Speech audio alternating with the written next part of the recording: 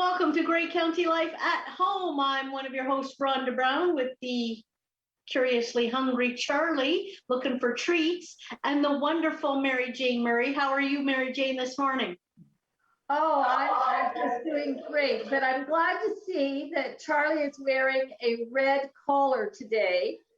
So we've coordinated our outfits, and you are wearing a beautiful greenish blue scarf that just highlights your smile.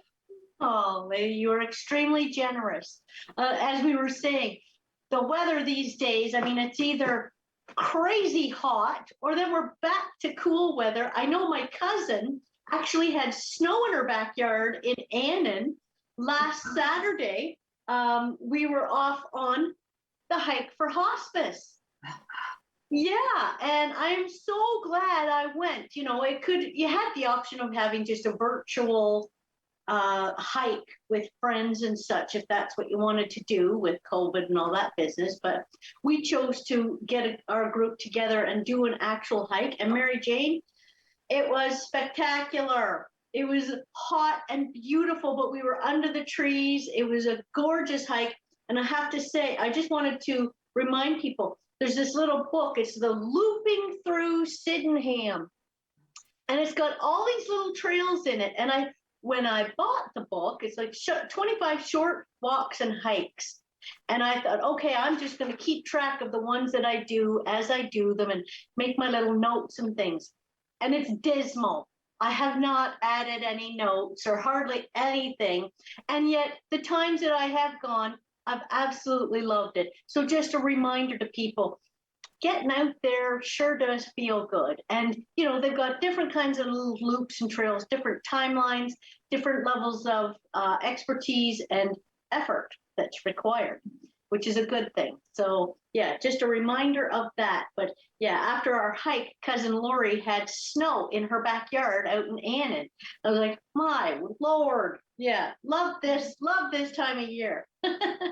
Well, speaking of outdoors, we had Emily B on and advertising her Peony Gardens.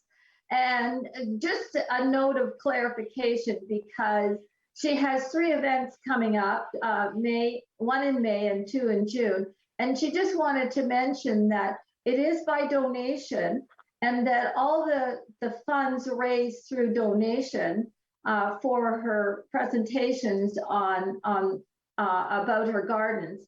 All that money goes back into the garden and back into the community. So she just wanted folks to know that. That's it. Yeah, you know, you get kind of leery, people thinking that you're pocketing all this money and going to go off on a fabulous trip or something. But I can only imagine how much time, energy, and money goes into maintaining that garden. And she is very, very active in our community. So yes, very community minded and supports many things. I wanted to say, if you haven't got this yet, there's still time. Make sure you're going to vote. Make sure your voice is heard, unless you really just don't worry about that sort of thing. But I think it's a pretty big deal these days as to where your vote goes and what you want to stand for. You know, so that is for June 2nd between 9 and 9 all over the place. And of course, there's going to be early voting stations and that sort of thing and different ways of voting, I guess. But if you want to go down and make your voice heard, make sure you've got your card. And if you haven't, call your local representative, I would guess, to find out where. Of course, Mary Jane probably knows exactly where to call. Not off the top of my head, no, but I do know that we have received our cards, and we do know where the voting station is that we would go to. So we do have that. But I just want to squeak in a message before we go to break, and that is the Owen Sound Farmers Market. And they do such a great job in our community. And they're in a historical building, and it's really important to keep that history going. So they're having breakfast for dinner on May 26th from 5:30 to 7. Children under the age of 5 are free. Nice. And I don't know about your 5-year-olds, but my grandson, 5-year-old, eats an adult meal. But anyway, children are $12 and adults are $20. And the tickets can be purchased at the Farmers Market, the Georgian Bay Center for the Arts, and at Brigitte's. So, we're hoping folks will come out and have breakfast for dinner.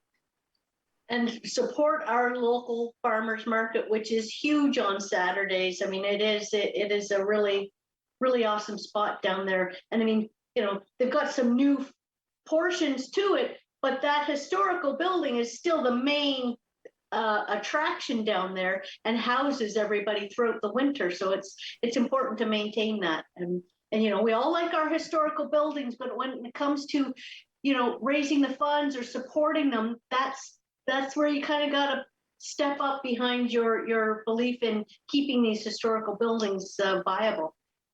Oh, absolutely. And a fundraiser is a delicious fundraiser is always a fun way to do it. Agreed. And my goodness, I mean, breakfast for dinner, that's a pretty big staple in my house. I don't know about everybody else. Yes, absolutely. And I would imagine that there's still going to be lots of wonderful local maple syrup that if you wanted to even, have a nice pancake with some maple syrup. I mean, I love that sort of thing. And I know Charlie does. So, yeah. Oh, absolutely. And the other thing that I was just going to mention is for folks to check in at the Owen Sound and Northbrae Union Public Library for the open card. And apparently it is in coordination with the Tom Thompson Art Gallery, the Billy Bishop Museum and Archives, and the Marine and Rail Waterfront Museum. And the open card gets you into the cultural events that are coming up. What a great idea. Yeah, and it's your library card and entrance into all these museums, and it's also tied to museums within, I'm going to say Ontario for now, because I'd be, just in case if I'm wrong, if it's not outside of Ontario, but it's a similar program to lots of museums, but it gets you into all these museums. It's fantastic, and it's free. Go get your library card, support our library, and go to the museums. So we are going to be back after these messages with more Grey County Life at Home.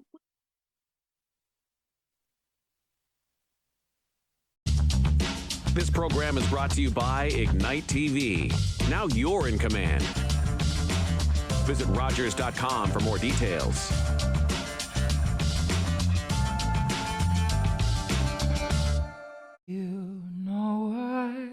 Operation Smile, alongside our medical volunteers, provides safe cleft surgery to children free of charge, thanks to generous donors like you.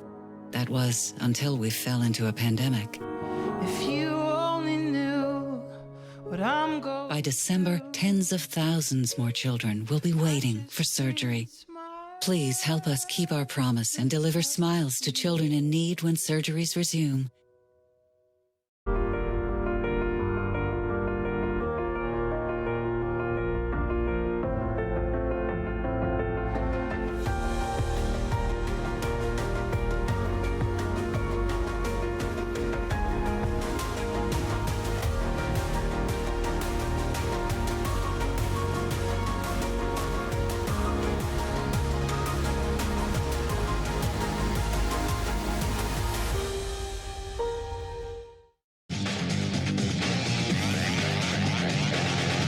Hi, I'm Thomas Shade, a right wing with the Owen Sound Attack. Go behind the scenes with your favorite team on Attack Rap every Tuesday on Rogers TV.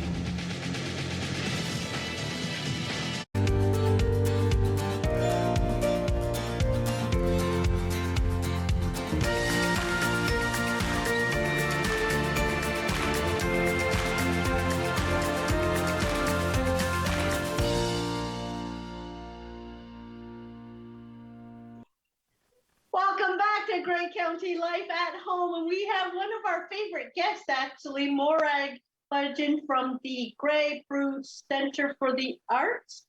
You're close. I am ridiculously terrible with names, and I apologize. I know the building because I've spent a lot of time in there, but my thing with names is dreadful. So Morag, Please. Well, and you know what? And there's so many GB things around. It's the Georgian Bay Center for the Arts. Although we are thinking of changing it to the Georgian Bay School of the Arts, which describes us a little better. But it's easy to get the Grey Bruce thing. We're all together. Well, there are so many activities going on at the Art Center. I can understand why you would change the name to school, because all the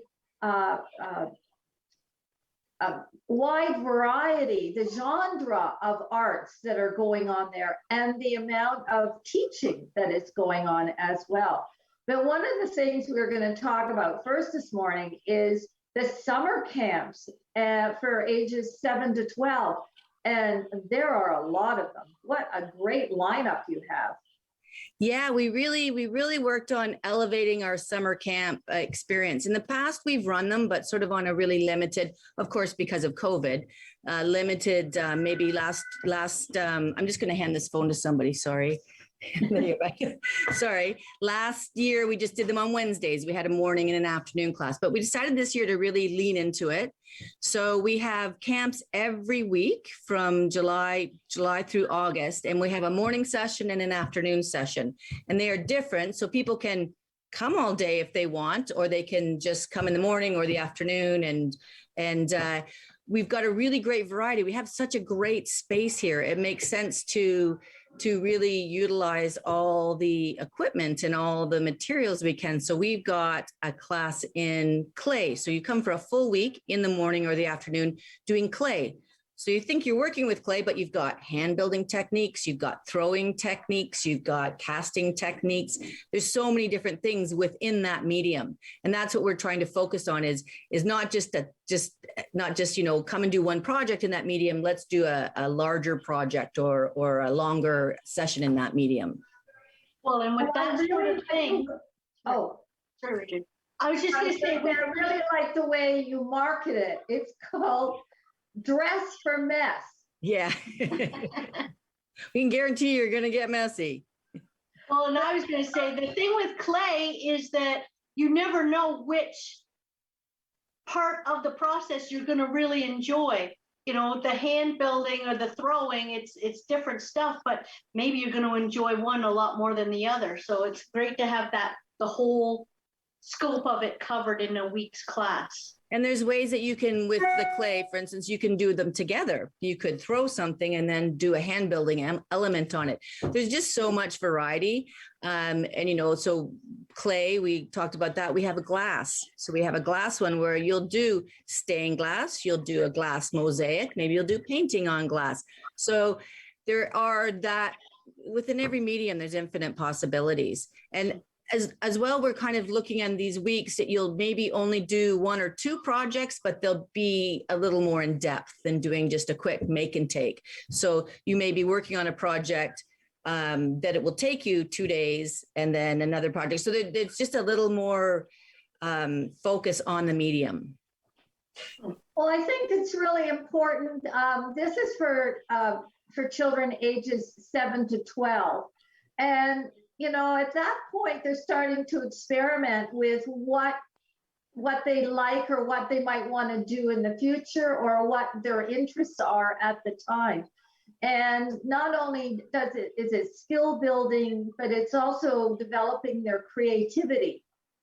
Exactly. And I think we chose 7 to 12. It's really tough to decide what age that you're going to do, and you're always going to leave somebody out. We chose 7 to 12 because there's a little more, they don't need as much hands-on. If this summer is successful, I know that we will expand, and we have the capacity to do, you know, a 5 to 8 and 8 to 12 and 13 to 16, but we just didn't want to put in too much at once. So we wanted just to focus on this age group for the summer. If it goes well, and as our reputation builds, we will have other age groups doing things. Because I know that there's always, I've had calls already, you know, 6 years old or 13 years old, but it's really hard because as well, you don't want necessarily a 7-year-old in a class with a 14-year-old. We can adapt. So we're able to, if you do have a 7-year-old and a 12-year-old, the projects that they get will be geared towards what their skill level is. So, but it's tricky, that the age thing. And how many students would be in a class? Like, what's your registration limit? So 10. So they're not too large as well. So they're between, so we'll run a, unfortunately, we're having a bit of just COVID and so many things. There have been some class cancellations still, but we need 5 in the class and maximum 10. So there'll be between 5 and 10. This year, we hired a lovely young woman named Beth Hobe, who is our youth coordinator. Just somebody came up the stairs to my office, but it wasn't Beth. I thought I could introduce her, but it's not. Sorry, you're useless. No, I'm kidding. So Beth she's a graduate of fine arts at York University, and she is our main person, which is really great. She's so wonderful with the kids. We've been doing afternoons, after school programs. We've been experimenting with that, and the kids love her, and she's lovely. And so it's really nice to have somebody that's their focus. They're focused on those kids, and that will be what they do. Well, you have quite a variety. I mean, you've got things, well, one that really sparked my attention was style and urban fashion. Mm-hmm. We don't necessarily think of that as art. But there's so many things with fashion. I mean, even if you think of something as simple as a t-shirt and printing on it. So we've done things in the past, and I'm not quite sure of their curriculum, but we've done things in the past where we've gone and taken grates, so sewer grates or grates from your home, heating vent grates, and used a t-shirt and a printmaking technique to print it on your t-shirt, which makes these really interesting sort of almost like found art clothing. There's things you can do with t-shirts. Oh my goodness, t-shirts. You can make so much out of t-shirts. Old sweatshirts you can make skirts out of. So using that kind of upcycling thing.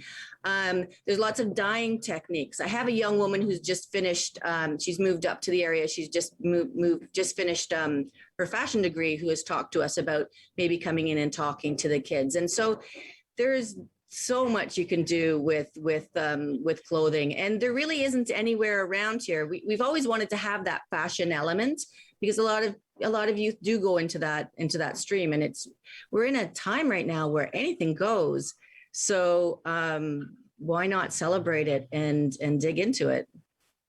Well, you also have a workshop on graffiti. And I am interested in knowing just where are you going to be experimenting in our community with graffiti? Well, we have had actually lots of classes on graffiti in the past. We had one last year called Graph Your Stuff, and they'll probably do some of that, where people brought in their table or their chair or a box, and they graffitied it through. We have one of our instructors, Billy Goodcat, is well known in the area for his graffiti art. So we also have areas where you can graffiti. There's a whole code to graffiti. There's a whole code of what you can and what you can't do. So that's another thing that we would impart on the kids is, this is the sort of unwritten law of graffiti.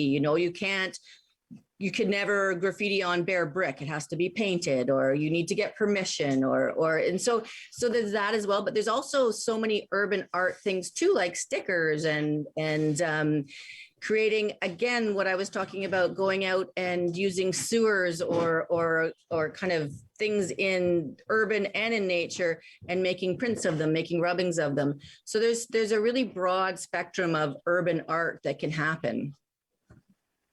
Oh, it's really interesting, because one of the biggest concerns is about and waste is clothing.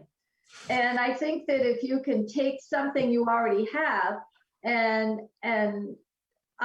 upscale the fashion of it, recreate it in some way, you might do graffiti. I've got a dress that's graffiti all over it, which is fun. And so you feel that you're not wasting your clothes, you're not discarding your clothes, but you're using them in a different way. Well, and that's with the Graph Your Stuff too. Like, you've got a crappy desk that you don't like anymore, and graph it up.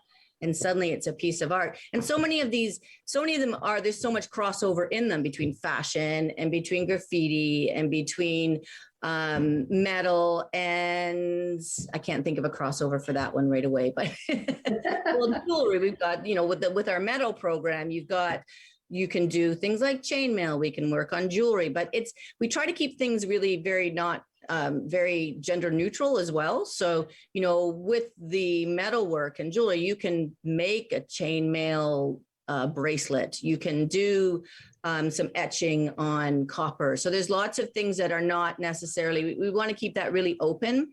And even with the urban fashion, there's so many things that you can do now. And like you say, the upcycled clothing, there's so much you can do with upcycled clothing and with upcycled jewelry, with upcycled metal. There's just, so I think that we have a really broad spectrum, a really nice broad spectrum of things. So we talked about the fashion, the graffiti, the clay, glass, metal.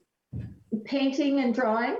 Because sometimes that's all kids really want to do is just paint and draw. So we have, and that is like a huge ball of everything. There is acrylic, there's oil, there's watercolors. Those are the three main ones that everybody knows, but there's also impasto, so painting really thickly, encaustic, which is painting with wax.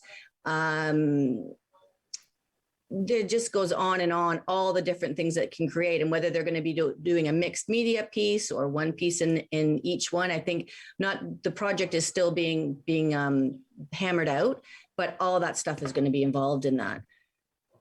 So for these classes and summer camps, are all the materials supplied, or in some of the cases do the kids have to bring something, particularly if they're doing graffiti? Do they bring their own? No, everything is provided. We may like we have everything, but maybe they might want to bring something from home that they want to do, which they can, but we have everything.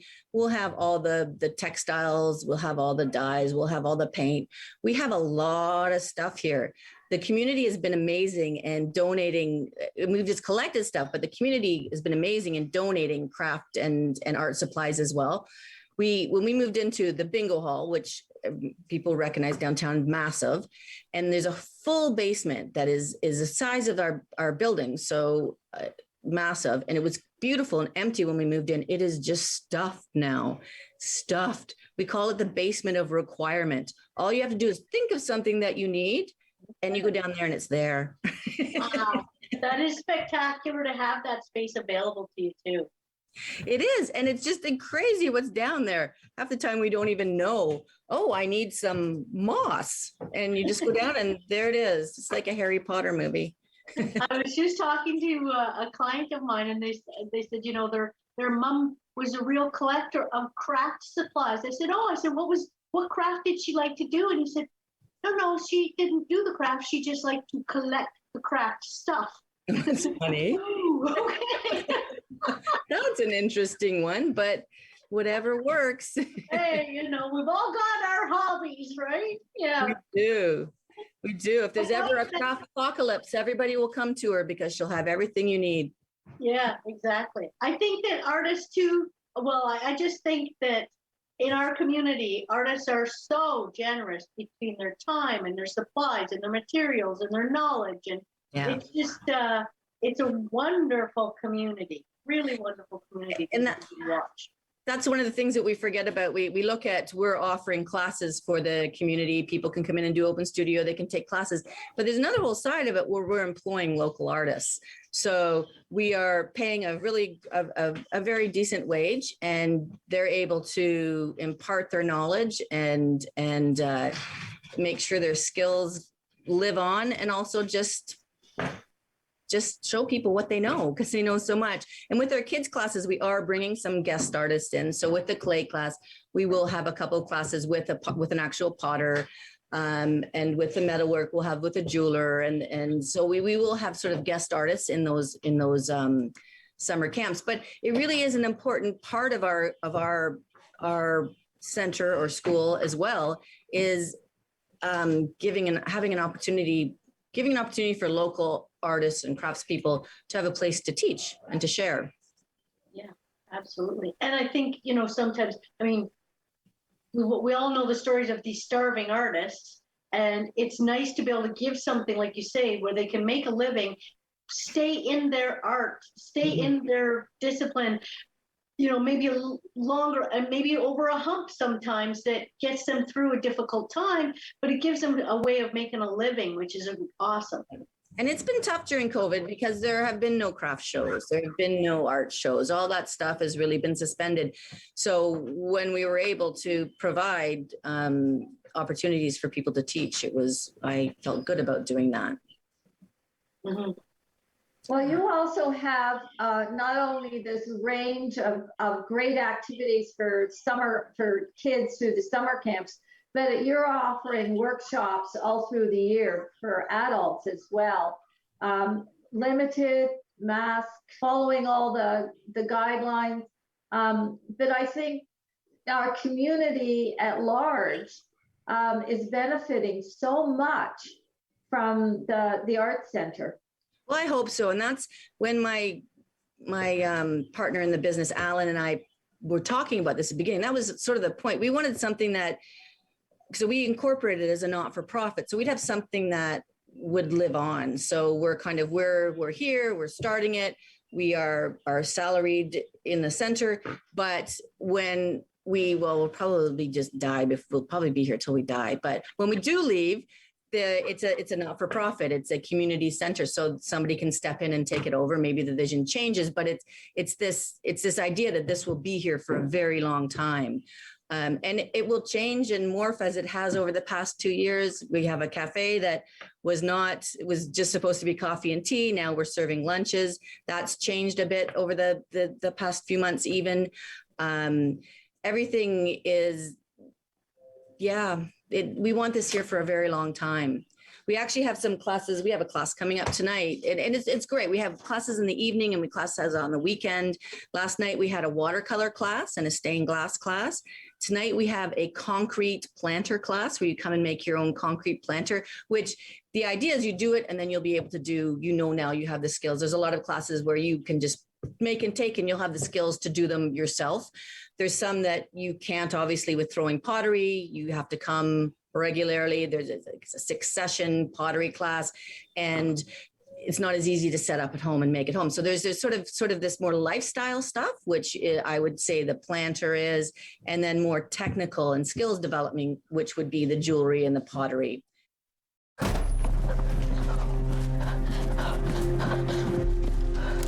Johnny wanted to go back home. It was 1,000 kilometers away.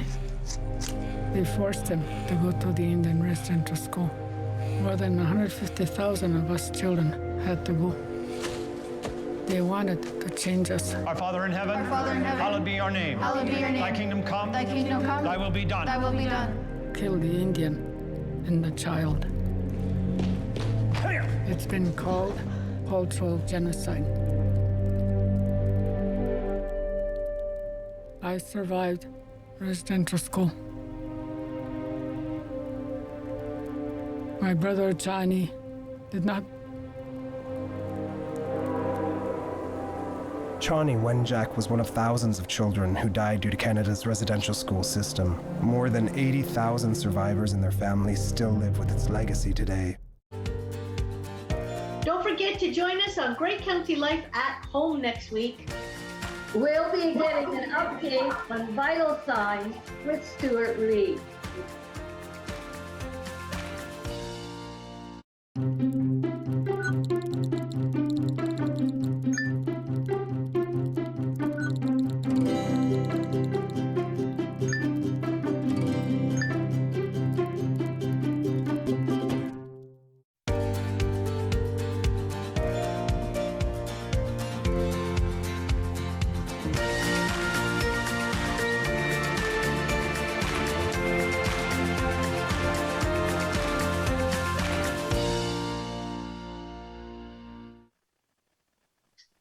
Welcome back to Great County Life at Rogers. I'm one of your hosts, Rhonda Brown. And we were just telling poor Viveka that, today's been a bit of a day for bloopers for Rhonda. And there, I just did it again. Oh my word. It's going to be a day, Mary Jane. I think maybe I should lock myself in the house when we're done taping the show today. You want to let everybody know who's with us today?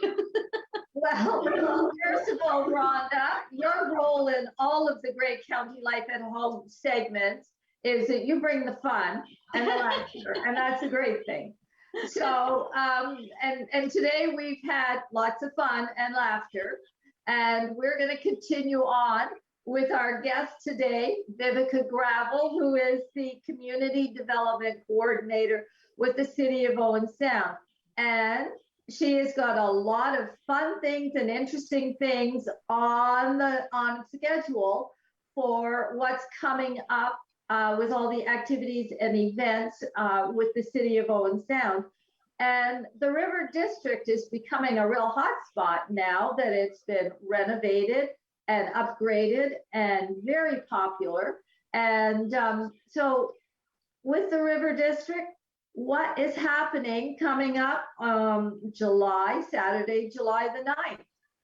So Saturday, July the 9th, we are going to have the hottest street sale returning after a 2-year hiatus. It's been a couple of years. 2019 was the last event. And of course, we all know that the state of the world has been a little bit silly the last couple of years, but we're back at it. And we're so excited to bring this amazing event that hosts thousands of people in a day, right on our main street in the River District, the heart of Owen Sound. So July 9th, 2022, mark your calendars. From 8 a.m. till 3 p.m. in the River District. So predominantly the event will be happening along 2nd Avenue East, as it has in the past. There's a few small other streets that will be involved as well, but it'll all be interconnected and it'll all be open up for pedestrian traffic. It'll be very accessible. And we're happy to announce that we are going to be back in full force. A few things that we'll be focusing on this year, as in years past: vendors with food and vendors with merchandise. This year, that's going to be a little bit different, is some of the restaurants are going to have their patios open. So those patios that you know and love are going to be available during the day for, your lunch or a beverage. Or something along those lines to entertain yourself. We're also going to have all the other restaurants open. We're going to have artists, physical artists, painters, things like that, as well as musical artists, activities for the whole family. This is a family-friendly event. Everyone can come down from, brand newborn to grandma and grandpa or whomever else. This year, we're going to do the music a little bit different. So instead of our main stage, we're going to break it off into a couple of smaller stages, really to highlight all of the available talent in the area. It's been a long time since a lot of these people have been able to perform. So we want to get as many people to perform as possible and really just provide a lot of great entertainment. So we are going to have a community stage that's going to be run by the Owen Sound District Chamber of Commerce. This community stage is going to be focused on community groups. So choirs, school bands, gymnastics clubs, Girl Guides, scouts, basically anybody that would like to come out and participate, children and all that kind of stuff. That'll be out front of City Hall, and the Owen Sound District Chamber of Commerce is organizing that. They can be reached at 519-376-6261. And your time is now. Call them, get booked, get set to do it. I will give you my contact information in just a moment as well. So we're going to do a few smaller musical areas in addition to that throughout the event space. There's been some discussion over some DJs and a few other kind of busker type things. So it'll be a really, really, really great event for everyone.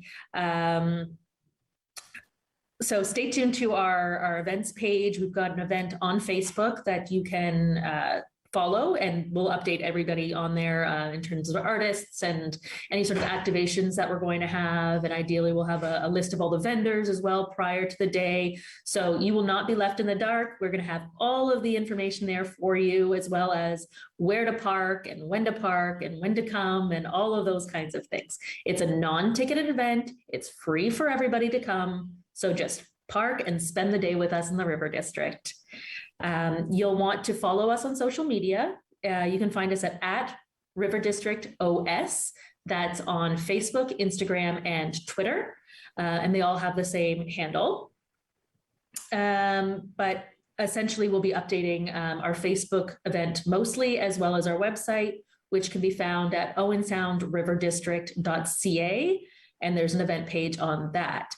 In addition to all of that, let me tell you what else is coming up this year. Wow. I just have one thing to say before you move on to the next event. And that is, if you want to be a vendor, you have to get your application in by June 1st. Yes, thank you so much for mentioning that and reminding me. Yes, you will want to get your application in by June 1st. And this gives us enough time to put you in the most appropriate space. So we don't have, two of the same vendors side by side, things like that, figure out power and all of those kind of great things. So we do need a little bit of lead time, and the sooner you get it in, the better. But June 1st will be our cutoff date. If you can't get it from our website, owensoundriverdistrict.ca, you can email riverdistrict@owensound.ca. It'll come to me and I will send out the registration form to you. And that's not a problem whatsoever. Perfect. Okay, and now you're going to highlight what's coming next. Yes. Okay, get a pen because we've got a lot. And this is just the River District. Owen Sound has a whole bunch more events that they're going to come and talk to you about, I guess, in a couple of weeks. So that'll be great. So we just finished off our Mother's Day contest. And that just finished off, and it was wonderful. We had a whole bunch of River District businesses pile in for an event package. And we're just launching into our Father's Day contest, which works very similar. They're kind of parallel contests. And essentially all we're asking is for people to write up to 400 words of a hypothetical day they would spend with Dad in the River District, the shops they like and the restaurants they like, and how they would just spend the day together. And I do this with Dad because we want to be very inclusive. Dad could be anybody that you celebrate on the day, grandpa, uncle, brother, your son, whoever. It doesn't matter, gender or any sort of relation. If you celebrate them on the day, we want you to enter the contest and be part of it. And for that, you can win this amazing prize package from businesses in the River District, full of gift certificates and prize packages and a class. I understand you've spoken to Morag. There's a class that you'll be taking at GBARTS, which will be fantastic, really get you in there.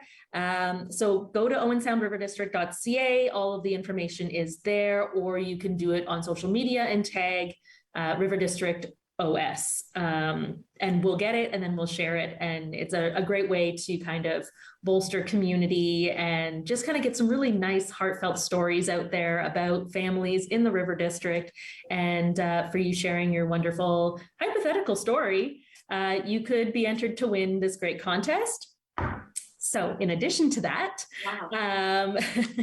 We are launching in June our community playlist. So we did a call out for performers through Spotify to enter their content that's on there, their songs, to be part of this community playlist. And the geographic area that we gave was, kind of Grey Bruce. And there were some people who no longer live here, but grew up here and things like that. And what the River District really wants to do is highlight the amazing artists that we have in and around Owen Sound.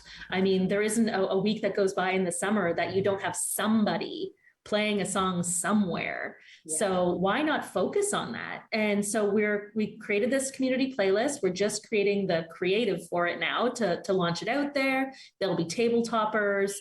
There'll be posters, all with QR codes that you can just take a picture of with your phone, and it'll open up the playlist for you to take part in, no cost to anybody. And you'll be able to listen to the sound of the River District. And we're really excited to launch that. It's a bit innovative, and we're really hoping to help support local musicians. It's going to be really great.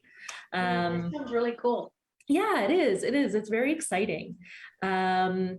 We're also, in addition to that kind of motif, we're also dipping our toes in the podcast realm. So you're cool, right? So we're going to be creating a podcast, and the episodes, they're not going to be terribly long episodes, but we'll focus on around 15 minutes, and we'll be focusing on different businesses, different events, a whole bunch of different details.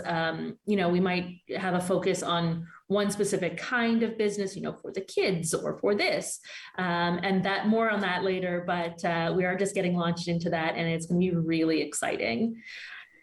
Whew. And then when do you rest? I don't. I've stopped sleeping.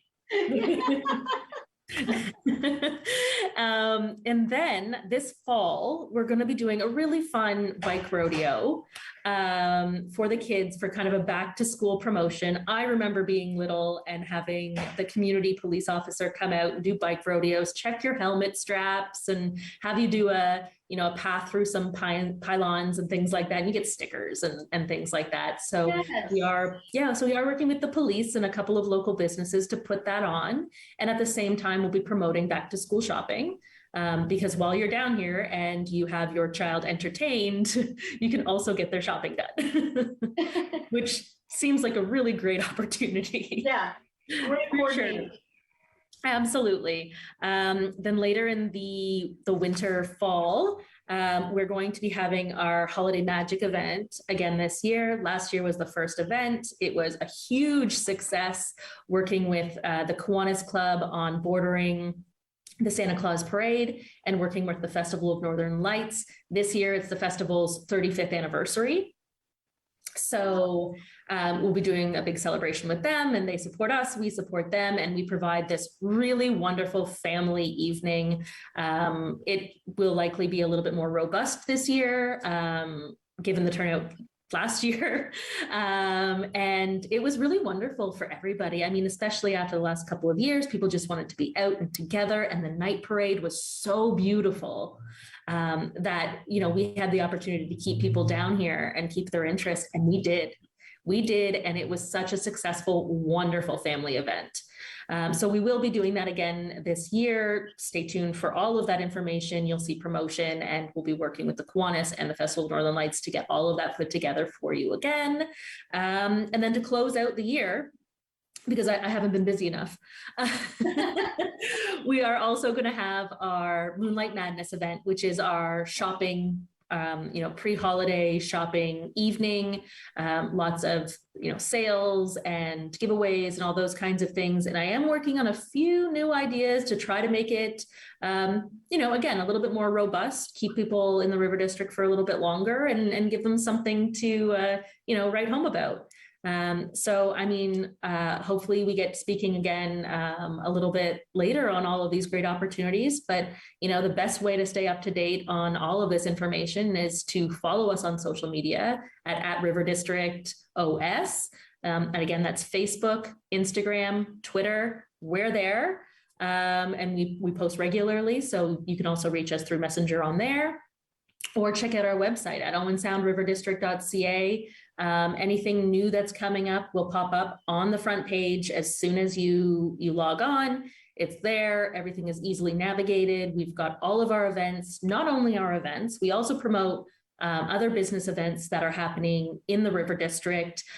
So for example, we put a bunch of GBARTS classes up there. You can always find their lists of classes and then link directly to their website to sign up. Heartwood Hall, whenever they host musicians, we have all of those listings. Ramped, we always put their stuff in, the Roxy, Jasmine's, the Harmony Center, everywhere. We're kind of aggregating all of the events onto this River District page so that you have one source to go to, plan your weekend, plan your family holidays, and come and stay a while in the River District. Well, one thing is that we need to have you come back early in the fall to give us the details about all the events that are coming up between September and December, the end of December, maybe even January. So we would really like to, because there's so many things, and you're giving us a general idea of what's going on, but we'll need the details. So we really want to book to have you come back and fill in the details for the fall. Absolutely. You tell me when and I'll be here. Okay, that's great. So, Rhonda, do we have a few more minutes, or is there anything? I have no idea. We've got 2 minutes. 2 minutes. Do you have any questions for me? The bike rodeo, it would be, I'm just wondering, I recently purchased an e-bike. And I noticed lots of people and adults out riding their bikes. And it does get a little hairy scary out there sometimes with traffic. So I'm thinking, could we maybe have an adult bike rodeo? Don't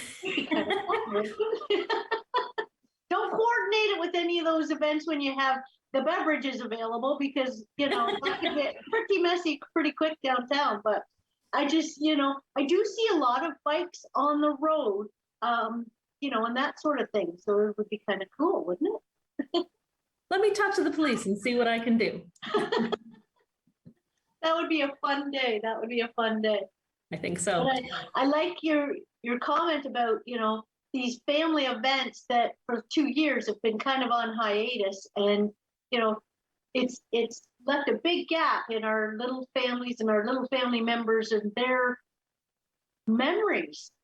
These things, like you said, the bike rodeo, the Santa parade, the events that, mark our seasons and things. So I think it's an amazing job that you guys are doing down there with all of these events. Thank you. And you're going to have the opportunity to talk to the events coordinator for the city of Owen Sound, and she's going to take you through all of the other amazing events that just happen to be happening, some in the River District, some not in the River District, but organized by the city proper. And I mean, between her and I, you've got something every weekend, and your calendar will be full, and it'll be really wonderful to be back out there. Boy, will it ever. Well, thanks so much for coming in today and giving us an update on the events coming up. And we look forward to spending some time in the River District. Great. Come and spend the day with us. Sounds like a plan, Mary Jane. Oh, absolutely. It sounds like a plan. Well, thanks so much. We will be back after these messages with some more Grey County Life with Adorable Adoptables with Miss Renee. Stay tuned.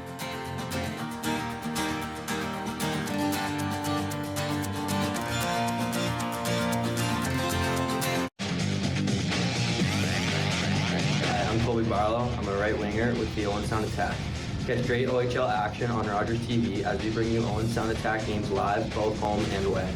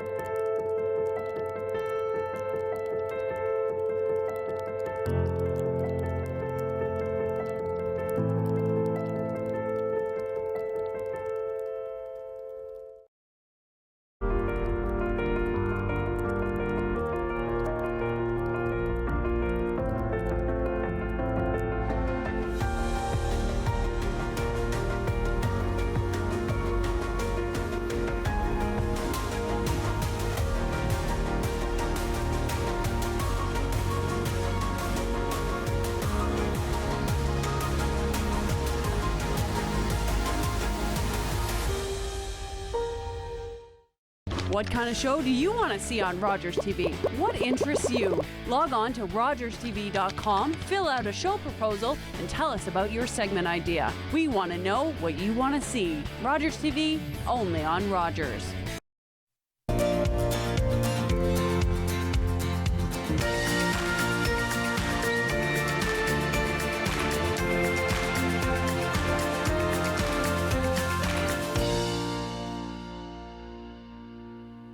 Welcome back to Grey County Life at Home. I'm Rhonda Brown, and we have Mary Jane Murray, and we have the wonderful Renee with our adorable Adoptables segment. Oh gosh, are these guys twins? Not quite. Oh, very sweet. Hi. They are so sweet. Yeah. I warned you last week that we were full up with kittens, and here we are again with more kittens. I mean, the good news is almost all of the others from last week have gone. We had 2 litters last week, 3 that were on the show. Unfortunately, the poor little black one is still with me. So Mary Jane, when you ask me later in the episode, the answer is the poor little black one is still with me. People seem to have aversion, we'll say, to the black cat. I mean, I kind of thought maybe on Friday the 13th, that little black one would go. I thought maybe it would work out to his favor, that it was an unlucky kind of day. No such luck. So he's still here. He is now 9 weeks of age and still adorable and still available. And hopefully he finds a home too. Now these 2, I'll kind of zoom in on them a little bit so you can take a look at them. Also male kittens, and they are what we would call blue in color. This one blue and white. Hello. And these little guys are almost 8 weeks old, so they're just a little younger than that black one was, and significantly smaller, if you can tell. They're not going to be as big, or at least I don't think they will be. Of course, never going to promise that. I mean, we had that giant cat on here not very long ago. These 2 are also males, and I thought I would take this opportunity to kind of touch briefly on the difference between a male kitten and a female kitten. And the reason that I want to do that is we've had a lot of calls lately for kittens, which is fantastic because we have a lot of kittens, but it seems that people are very concerned about adopting a male cat. And they seem to believe that a male cat often marks. And I mean, whoopsie, the reality is there's a possibility to that, but I need to let people know that there is an equal possibility with a female cat. That when a cat is marking, they do that for one of 2 reasons. Number 1, they're upset about something in the home and it's behavioral.